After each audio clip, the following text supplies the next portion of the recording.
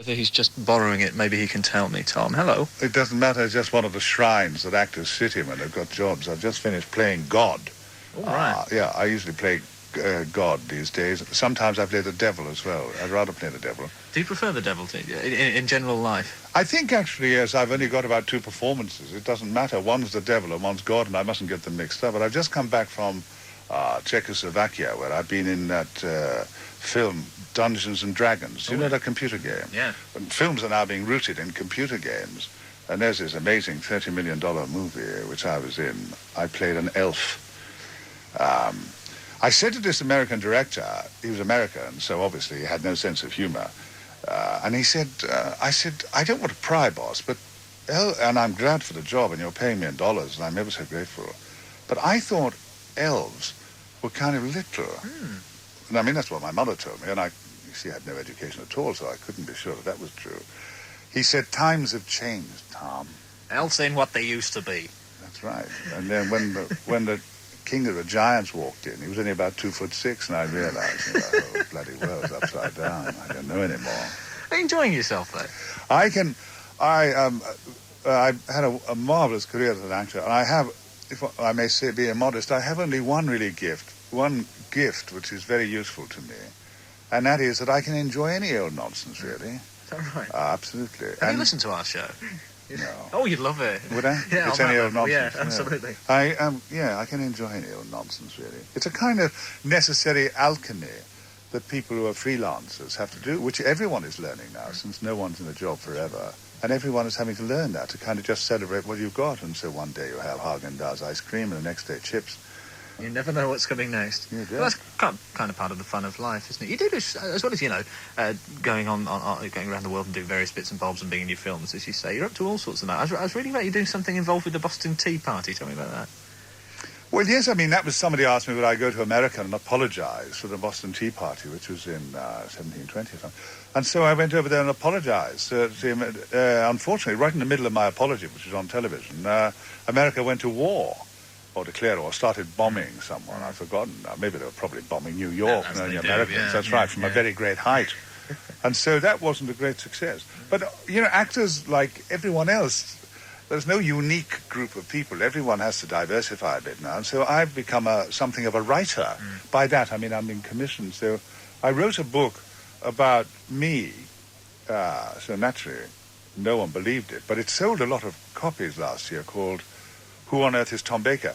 And on the strength of that, somebody asked me to write a book of my, on a subject of my choice. So I decided to write a book about a wicked child to kind of debunk this notion, that all children are wonderful and sacred and precious.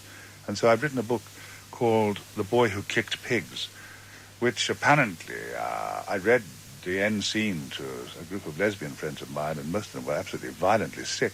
So I think they described it as depraved. So I've got high hopes for it, and the BBC may well do something with it. Do you like the idea of being thought of as depraved?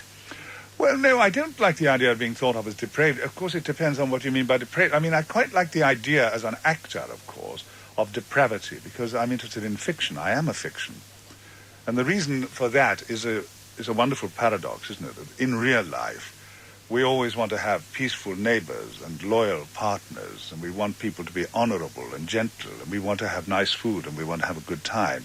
And we want life to be calm and secure, and we want good health. Now, you couldn't write a book about that. You couldn't actually write a book or a play about happiness. I mean, if there's one thing that you cannot actually develop, it's the notion of happiness. So if you say, how are Frank and Judith, they got married a couple of weeks ago, you say, oh, they're very happy. Well, there's nothing much you can say about it. You say, well, should we go down and have a drink then? But if you say he left her, you say, Christ, he only married a fortnight ago. Now you've got a story. Yeah. Or if you suddenly say she suddenly developed a terrible attack, she thought it was eczema, but leprosy. You say, Jesus, leprosy? But she had such a marvellous complexion. And away you go. So it's fabulous fun. I can tell that you're enjoying it, which is obviously the most. I mean, that's the secret to it, isn't it?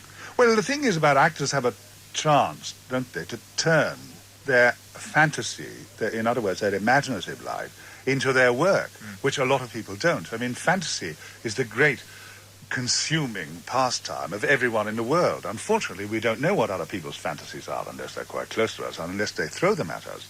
which would be undesirable. But with actors, you can have a fantasy, and then you get a chance to play God or the devil or whatever it is, or an elf, and you can use those fantasies up, and that becomes your profession. So in that sense, actors are a bit lucky. This is becoming a kind of unholy trio, isn't it? God, the devil, and elves. Yeah, well, those are the extremes, aren't they? We only want... I mean, you can't... I wouldn't want to play a saint.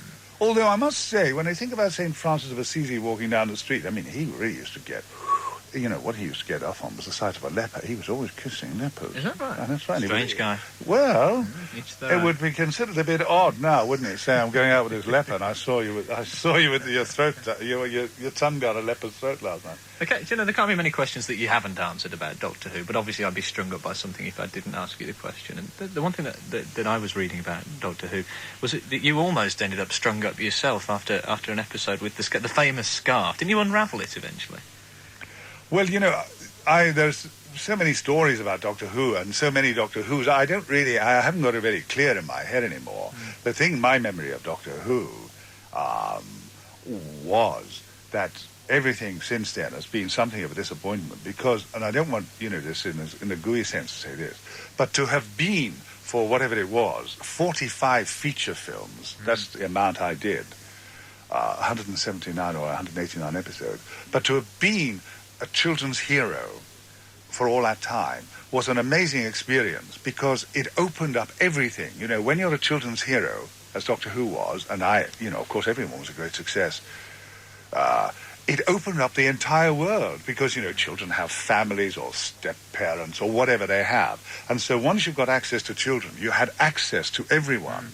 It was simply wonderful, because it was a participatory program. So grannies loved me, you see, because on Saturday night, the children used to, be cuddled by their grannies, and they'd have their head between their grannies' bosoms. And that was wonderful. The grannies loved me for that reason. So they were lovely, charming memories, yes. Absolutely. Yeah, I mean, because they do say, don't they, when you think about James Bond, they say, Sean Connery, couldn't be anyone else. But for me, Doctor Who, Tom Baker. No. Got it. You are the Sean Connery of Doctor Who. Thanks a lot. It's absolutely true. But I mean, obviously, the thing is to move on from that, which you've done so well, and to be doing other things. Did it hold you back for a while? Oh, yes. I mean, I think it still holds me back because when you have an amazing success like that was worldwide, because we think generally in stereotypes and because films and plays are largely cast in stereotypes, therefore, the people who are in charge of casting can't get past that image, you see. They really can't. And so, in a way, it does hold me back because people of a certain age can only think of me as Doctor Who, and I don't blame them for that. It was a good time. Although that said, of course, there's only one thing to do, which is to get promoted out of the role. So you go from being a Time Lord to being God, as you say. So you've cracked it now. Yeah, the thing is about God is you can't visualise God, can you really? God's great on... You look a bit like you. Well, no, dressed in white. God's okay on the radio, but you can't do God in vision, really. You need the Brian Blessed kind of beard, don't you? I think, well, that's if you want... Yeah, but I mean, Brian Blessed always plays God as if he's actually Captain Hook, doesn't he? And that's nice. I quite like the idea of Captain Hook as God.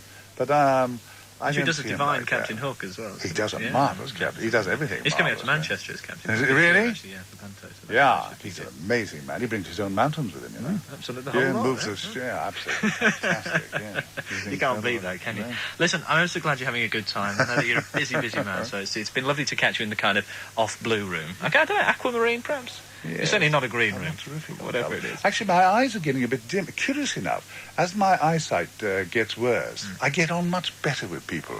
Yes, I do. I find people much more interesting than when I could see them like an eagle. It's been a pleasure to talk to you. And you. Thanks for being part of the programme. Tom Baker.